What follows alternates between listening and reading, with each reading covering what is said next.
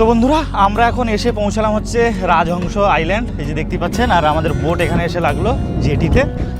আর এই দিক দিয়ে গিয়ে সোজা হচ্ছে ক্লাসিক বিচ। ঝাউবাগান দিয়ে আমাদেরকে মোটামুটি 5 থেকে 10 মিনিট মতো হাঁটতে হবে, দিয়ে আমরা পৌঁছাবো হচ্ছে ক্লাসিক বিচ। আমি আর অভি হেঁটে হেঁটে যাচ্ছি।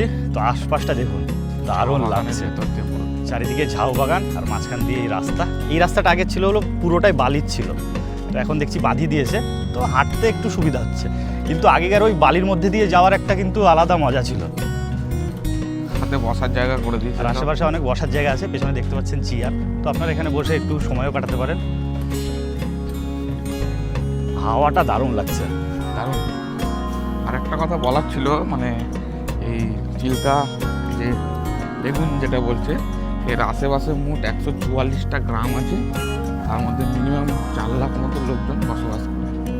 আর এদের মেন রুটি হচ্ছে মাছ ধরা, সেগুলো বিক্রি করা, বোটিং, মাছ ধরা, বোটিং করানো, এগুলো মানে মাছের ব্যবসা হচ্ছে এদের মেন জীবিকা। আমরা এখন আছি হচ্ছে ক্লাসিক বিচে, আর বিচটা একবার দেখুন,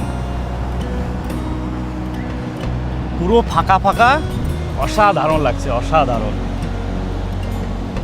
আর এই মুহূর্তটা দেখুন একবার, যত টুরিস্ট এলো সব চলে গিয়েছে, আমি আর অভি এই মুহূর্তে এই বিচে দাঁড়িয়ে আর আছি। কেউ নাই, পুরো ফাঁকা। এইদিকে একটা লোকও নাই, এই দিকেও ফাঁকা। এইরকম ফাঁকা বিচ কোথাও পাইনি।